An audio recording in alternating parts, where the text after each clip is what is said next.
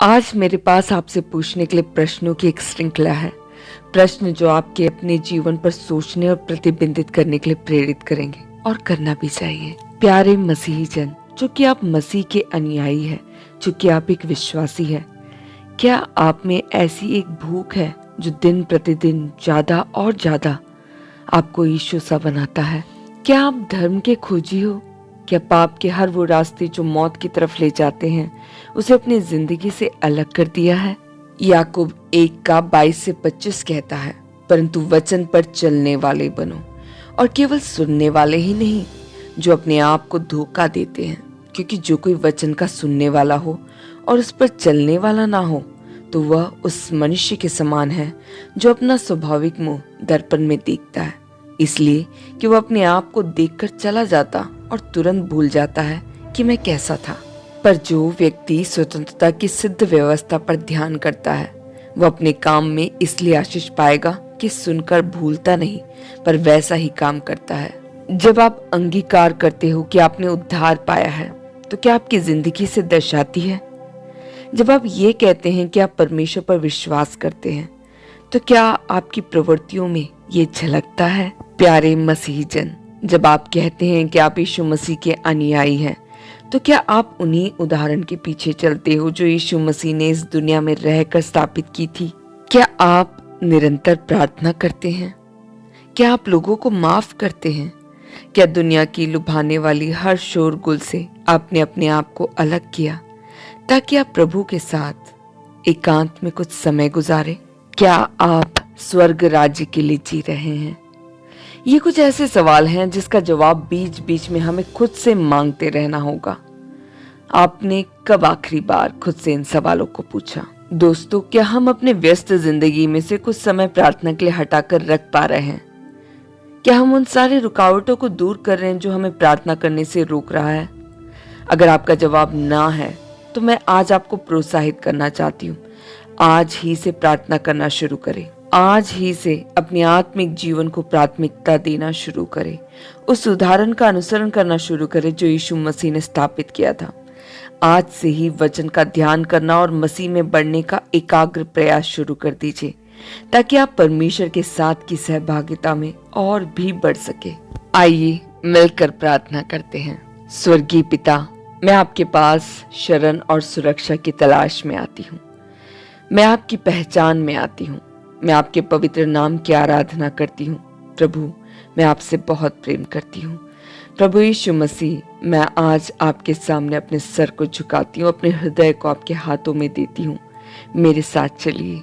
मैं विनम्रता पूर्वक आपकी उपस्थिति का अनुरोध करती हूँ। आपने यशायाह 41:10 में कहा है, मत डर क्योंकि मैं तेरे संग हूँ, इधर उधर मत ताक क्योंकि मैं तेरा परमेश्वर हूँ।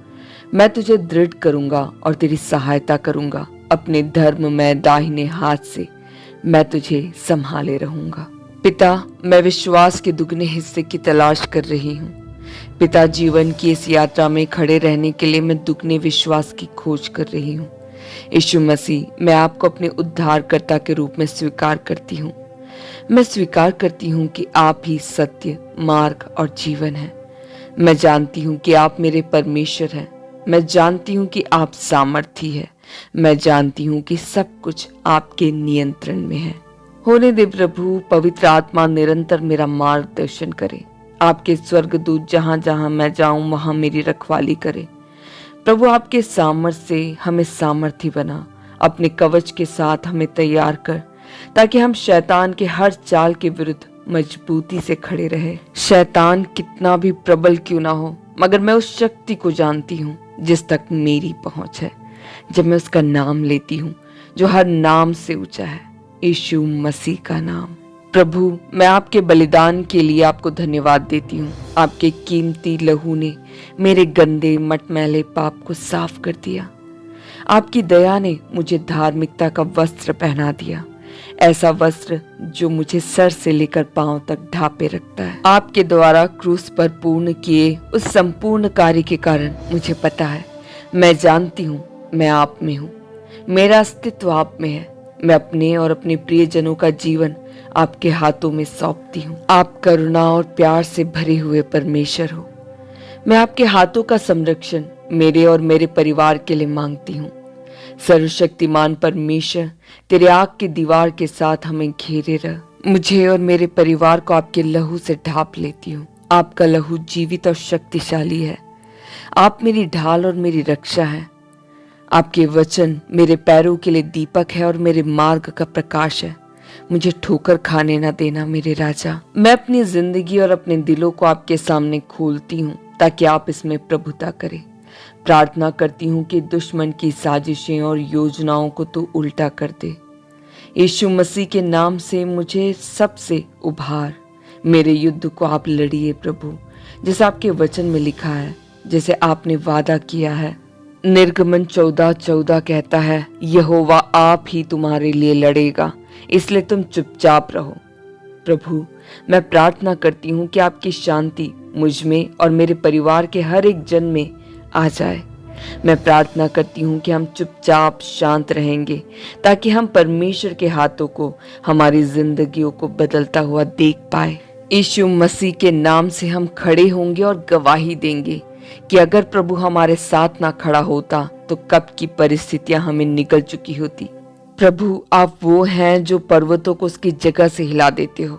चाहे मेरे चारों ओर की परिस्थितियां कुछ भी क्यों ना हो, चाहे इस दुनिया में क्या क्या बातें चल रही है, मैं ये जानती हूँ कि आप हमारे रक्षक, उद्धारकर्ता और हमें संभालने वाले हो। चाहे कुछ भी मेरे सामने क्यों ना आ जाए, आप सिंहासन में विराजमान हो। आप ऐसे परमेश्वर हो जो मेरा साथ कभी नहीं छोड़ते। आप मुझे कभी नहीं त्यागेंगे। आप ऐसे परमेश्वर हो जो मुश्किलों की घड़ी में भी दिल में शांति देते हो। आप प्रभु यीशु मसीह, आप विश्वास योग्य हो। आप सच्चे और प्यार से भरे हो। मैं विश्वास करती हूँ कि हर शैतान से आप मुझे बचाएंगे। पिता, एक बच्चे की तरह हम आपकी आवाज सुनना चाहते हैं। पिता, हमसे बातें कीजिए। होने दे कि पवित्र आत्मा की आवाज हमारे दिलों में गूंजे।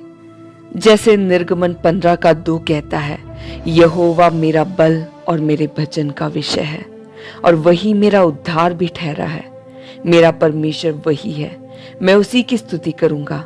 मेरे पूर्वजों का परमेश्वर वही है, मैं उसको सराहूंगा। मैं आपकी हर एक अच्छाई के लिए धन्यवाद देती हूँ, इसलिए कि आप बहुत अच्छे हो, इसलिए कि आपने पहले मुझसे प्रेम किया। आपने मेरे माँ के गर्भ में आने से पहले ही मुझसे प्रेम किया, क्योंकि हर समय आपने अपने प्यार को साबित किया है। इन सभी कारणों की वजह से मैं आप में बसना चाहती हूँ। मुझे आपके पास रहना कहीं और रहने से भी कीमती है। प्रभु, मुझे थाम और संभाल। यीशु मसीह के नाम से सुन और ग्रहण कर पिता। आमेन।